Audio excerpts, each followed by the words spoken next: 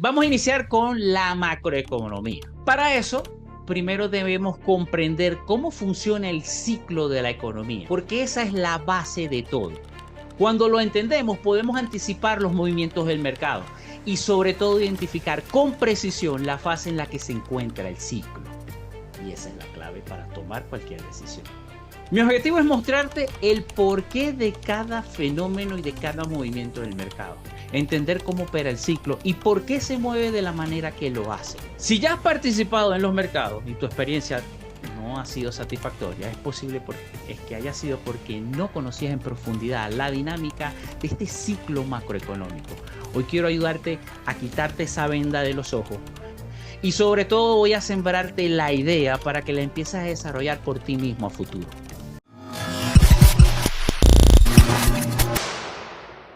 Comencemos con el contenido de hoy. Podemos ver aquí una gráfica, ¿no? Y la idea es vamos a comenzar con una pregunta. Ok, ¿cómo le gano a la macroeconomía? ¿Cómo ganarle? Primero hay que entender cómo funciona esta, qué hay detrás de todo y cómo se genera el dinero. Cuando lo comprendas, te darás cuenta de que todo está planificado. Las recesiones, las bonanzas, absolutamente todo. Llegará un momento en que parecerá que hay algo allá arriba que mueve los hilos de la economía. No importa el presidente de turno, si sea de izquierda o de derecha, ni si hay guerras en el momento. De hecho, te vas a dar cuenta que tal vez las guerras y los presidentes sean consecuencia de cómo esa élite quiere que se mueva la macroeconomía mundial en ese momento. Empecemos por explicar cómo funciona entonces todo este sistema, ¿no?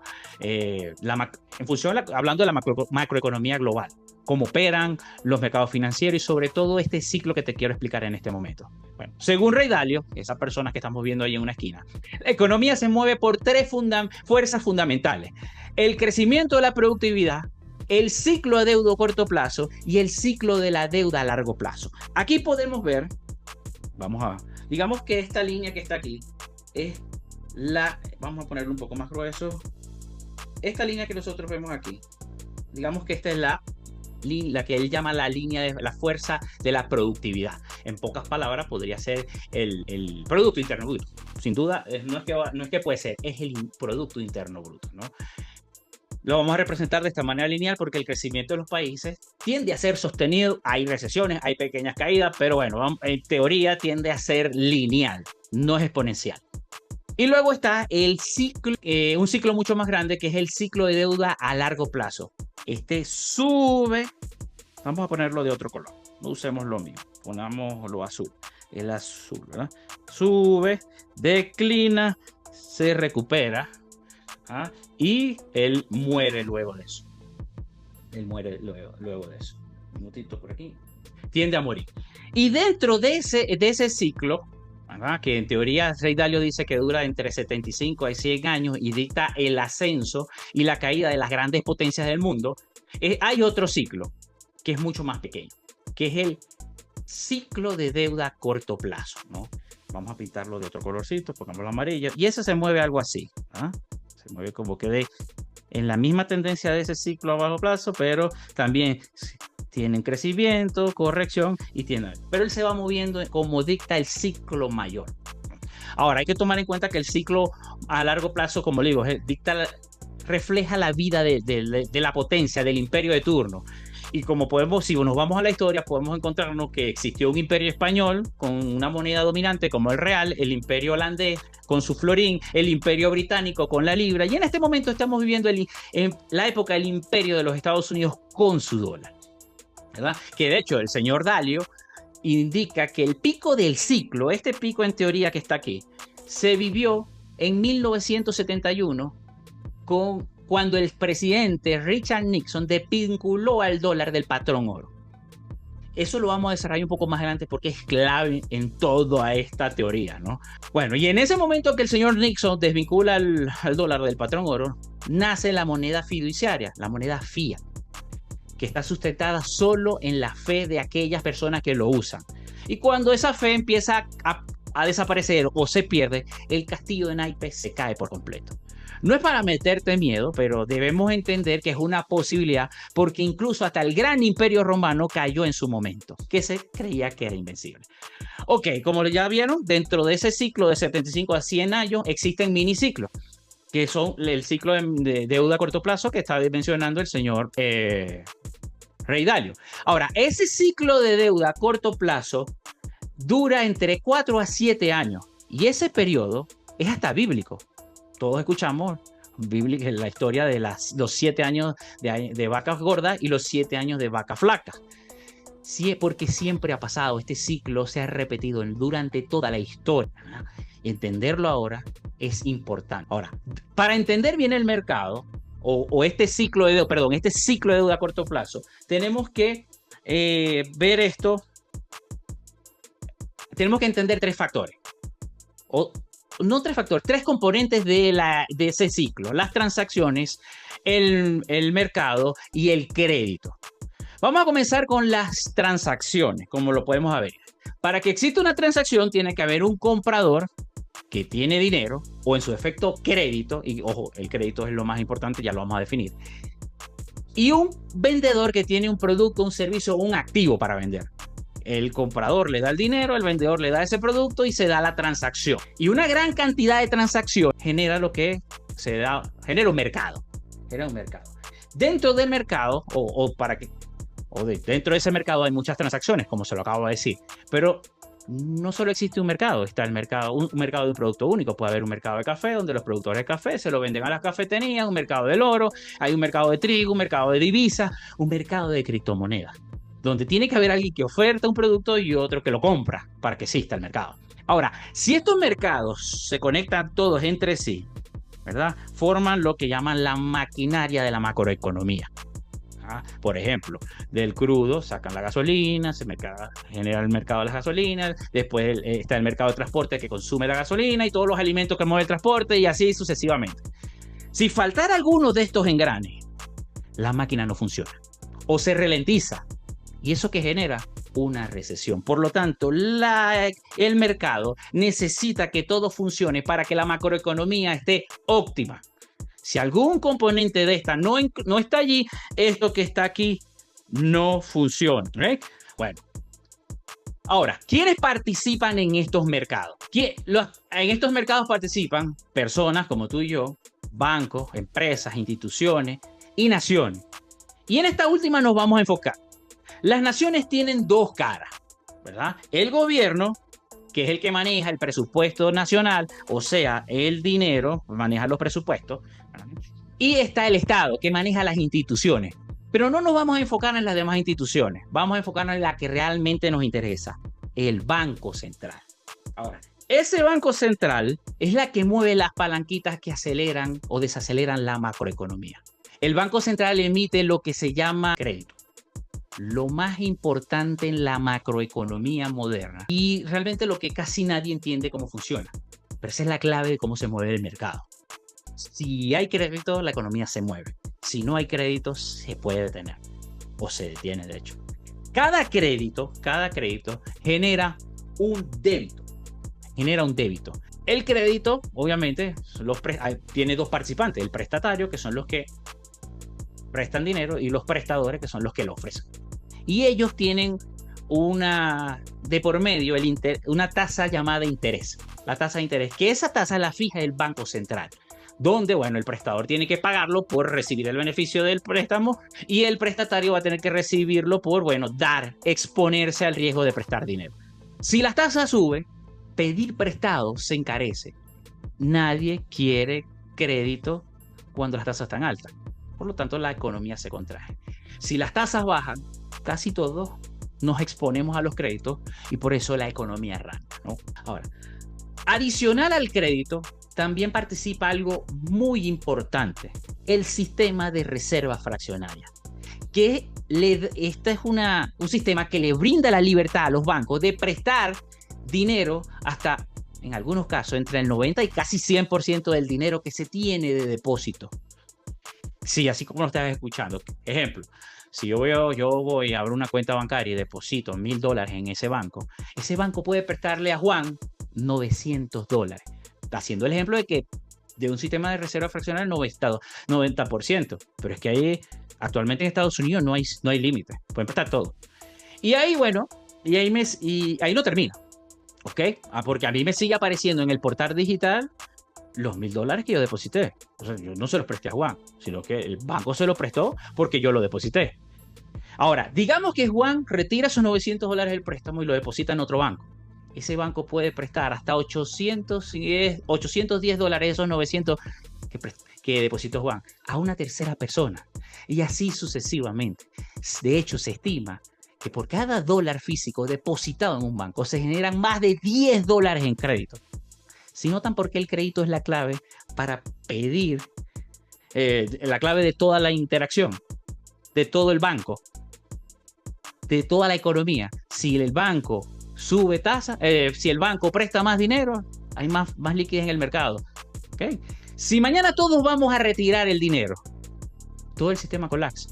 Porque el sistema bancario no tiene cómo responder porque dio dinero que no existe, dio un dinero virtual. Y ese es el sistema bancario en el que nosotros hoy estamos confiando absolutamente todo. Hay que tener mucho cuidado. Ahora, por eso, si el Banco Central sube las tasas de interés, el inversor profesional liquida posiciones en el mercado, toma esa liquidez y va a pagar deuda. Y se sienta a esperar la caída del mercado para volver a recomprar mucho más barato. En pocas palabras, migra de la renta variable, que son los activos financieros, a una renta fija, los bonos del tesoro. Porque esta última es mucho más atractivo cuando los intereses están altos. ¿Estamos entendiendo hasta allí?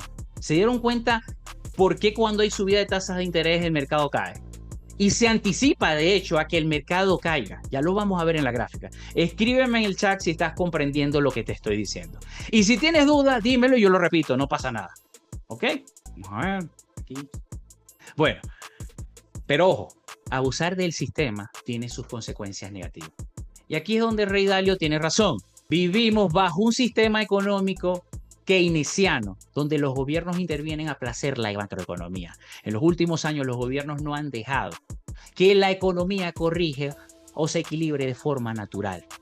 Adicional a eso, han abusado del déficit fiscal, de la expansión de la economía, del incremento desmedido de la deuda pública. Y todo esto, según Dalio, son las características que nos muestran que el ciclo de deuda a largo plazo está llegando a su fin. El imperio está a punto de colapsar. Y aquí te voy con una pregunta y quiero que me respondas en el chat. Ahora, ¿esto quiere decir, tú crees que Estados Unidos va a perder definitivamente su lugar como potencia hegemónica del mundo? Dime si tú crees que eso va a pasar. Vamos a ver qué me dicen. Ok. Bueno, mientras me van repitiendo, vamos, yo te voy dando mi comentario. Normalmente un ciclo empieza tras una recesión. El Banco Central imprime dinero y lo presta a los gobiernos a cambio de bonos, como lo podemos ver aquí, ¿no? El gobierno emite algo que se llama bonos del tesoro, que no es más que deuda. Esto es deuda. Si emite alguien y alguien se lo compra, prácticamente le está prestando dinero al gobierno y el gobierno le va a pagar un interés. ¿Quién pone ese interés? El Banco Central. Pero ocurre algo. Si estos bonos que están aquí no los quiere nadie, un tercero, el comercio, el emprendedor, el empresario, si nadie lo quiere, aquí es donde aparece el Banco Central, imprime dólares y va a comprar los bonos. En pocas palabras, ese dinero es creado de la nada y también fluye al final a los bancos comerciales. Y gracias al sistema de reserva fraccionario se multiplica por 10. Toda esa liquidez que se crea de la nada inunda los mercados financieros y hace que despegue. Si estamos notando cómo funciona, parece un juego del monopolio. Es la realidad. Pero así funciona nuestra economía. Y muchos no están conscientes de que es así. Ahora tenemos aquí un gráfico de un movimiento del mercado. Por ejemplo, aquí hay dos ciclos. Aquí hay dos ciclos macroeconómicos, como lo están viendo. Este es el S&P 500, lo pueden ver en velas mensuales desde después del COVID, ¿verdad? Bueno, de hecho, así comienza. Marzo 2020 comienza esta gráfica donde hubo la caída en el mercado por miedo al COVID-19, ya lo sabemos, estuvimos encerrados. Y eso generó una corrección en el mercado, que es esta que está aquí, que apenas se ve. Para corregir esa caída, la Reserva Federal generó una expansión cuantitativa de la economía. O sea, imprimieron dinero por tonelada, lo que se conoce como QE, Quantitative Easing. Por ende, toda esa liquidez hizo que el consumo subiera, que las utilidades empresariales crecieran. Por lo tanto, el mercado subió. Pero tanta expansión termina generando inflación. Algo que nos imaginábamos, lo que ya teníamos tiempo en el mercado, que iba a ocurrir. Bueno, en aquel momento, cuando la Reserva Federal detectó la inflación y que no era transitoria, inició un proceso que se llama contracción de la economía, o tapering, o QT también, quantitative tightening se llama, ¿no? Ok. Y el mercado comenzó a caer, ¿no? Mediante la subida de tasas de interés, con el fin de retirar dinero de la macroeconomía, porque había mucha inflación. ¿Por qué? Hay mucho dinero para los mismos productos y servicios, por lo tanto esos productos y servicios se encarecen. El Banco Central, la Fed, tiene que subir tasas de interés para que la gente empiece a pagar créditos, liquidar los créditos, como les dije, se mantienen en dólares, el mercado cae. Y en el momento de eso, imagínense, se frena el sistema de reserva fraccionario porque se empieza a retirar dinero, por lo tanto no pueden hacerle un por 10 a ese dinero que están retirando. Están liquidando posiciones en el mercado, cae, se genera un poco de cosas, una reacción en cadena. Ahora, este anuncio que está aquí ocurrió en noviembre del 2021 y eso fue luego de un Jackson Hole. Ahí fue donde la Reserva Federal dijo, hey, vamos a subir tasas de interés porque tenemos un problema de inflación. Y el mercado o el contexto económico cambió a un contexto inflacionario. Justo eso, bueno, justo cuando las bolsas tocaron pico, casualidad. Al subir las tasas, suben las cuotas de la tarjeta, las hipotecas, los créditos aumentan, el presupuesto más familiar se reduce, baja el consumo, caen las utilidades empresariales, caen las bolsas y eventualmente también cae el empleo. ¡Pum! Se da esta caída. Se dio el impulso, el retroceso. Se producen grandes despidos en esa misma reunión el señor Jerome Powell dice que haría lo que sea necesario para llevar la inflación al 2%. Y ojo, eso implica hasta destruir el Producto Interno Bruto de los Estados Unidos y el empleo. Bueno, ¿tú crees que tiene sentido romper la economía con el fin de bajar la inflación? Sí, sí tiene mucho sentido. Porque si tú tienes la moneda hegemónica del mundo, debes cuidar su valor. Porque si no, los holders detectan la debilidad sistémica y saldrán al mercado a deshacerse de todos los dólares. Por eso la Fed sacrifica lo que sea con tal de que eso no ocurra. Y ojo, está ocurriendo. ¿Sabes por qué? Porque rebajaron la calificación de la deuda pública a los Estados Unidos recientemente. Claro, no está en masa, no es todavía salir corriendo, pero es un anuncio. Bueno, cuando la gente sin empleo no pueda pagar sus casas y las ponga en ventas masivamente también, los precios de las casas tienden a caer. ¿Y quién sufre ahí? Los bancos. Bueno, entonces sí se justifica que se rompa la economía, porque la economía se recupera fácil. ¿Cómo la recuperan? Ya lo vamos a ver. Bueno, si eso ocurre, la gente se queda sin empleo, no pueden pagar su casa, y bueno, las ponen en venta y el mercado se sobresatura de venta de casas, los precios de estas caen. ¿Quién sufre ahí? El banco. Y así es como nace una crisis financiera. Recordemos que el pasado marzo del 2023 sufrimos una pequeña crisis financiera, como por aquí, ¿verdad? Una pequeña crisis financiera donde bancos como Silicon Valley Bank, First Bank Republic, Silver Bank y otros bancos regionales de los Estados Unidos quebraron. ¿Qué pasó? Apareció El Salvador, la Fed, El Salvador Powell, intervino el mercado, inyectó liquidez a todos los bancos que estaban en crisis para que no se repitiera un segundo Lehman Brothers. ¿Sí recuerdan eso? Fue breve ese marzo, pero generó pánico y fue un anuncio. Por tal motivo, luego, en agosto de 2024, Powell, luego de otro Jackson Hole, casualmente ahí es donde como que se pone de acuerdo para hacer este tipo de anuncios importantes, le dice al mundo que va a iniciar la bajada de tasas de interés. ¿Qué significa esto? Se rompió algo en la economía, vamos a recuperarla. Aumentó o bajan las tasas, comienza a aumentar el crédito y da inicio a un nuevo ciclo macroeconómico. Mira, ¿ves? Empezó a subir. Aquí empieza a subir cuando se da el primer pivot de la Fed, que es cuando la fase 1 del pivot de la Fed, cuando se disminuye la velocidad de aumento, como por aquí se da la detención del aumento, que este es el pivot, este es el 1, este es el pivot número 2, y aquí y por acá más o menos, creo que fue por aquí, se da el pivot número 3, que es cuando empiezan a reducir tasas. En este momento se detuvo por otro efecto geopolítico, pero no me quiero adelantar. Cuando entremos a la geopolítica lo vamos a tocar. El por qué se detuvo la bajada de tasas de interés. Ok, como puedes notar, esto es un ciclo. En este momento hubo una corrección. Y este ciclo se repite tantas veces hasta que la maquinaria del imperio aguante. Y luego de que esa maquinaria se rompe, se da el inicio a lo que muchos llaman reset económico. Y vuelvo a repetir, este ciclo de deuda a corto plazo es cíclico. 7 años de vaca gorda, 7 años de vaca flaca. Desde la última gran recesión en el 2009 hasta hoy han pasado 14 años. Y te voy a decir algo. Acabamos de vivir una recesión que aún no es oficial. Que para que sea oficial, el PIB debe reportar 2 trimestres negativos. Y llevamos uno solo en este momento. Lo importante es que ya vimos el piso. El mercado ya lo tocó. Cuando la recesión sea oficial, ya estaremos fuera de esa recesión. Y cuidado, y si no, en pleno crecimiento. Por eso es importante conocer la fase del ciclo. Y dependiendo de eso, hay que pensar cómo invertir. Como dice Warren Buffett, sé codicioso cuando otros tienen miedo y sé temeroso cuando otros son codiciosos. Si el vecino, el que nunca invirtió, quiere comprar, ¿qué quiere decir eso? Ventas. Si el vecino que quiere vender porque tiene miedo a no perder más, compra. No se invierte por moda, se invierte porque entendemos el ciclo macroeconómico. Si perdiste dinero porque invertiste sin conocer todo esto, tienes que decir mea culpa.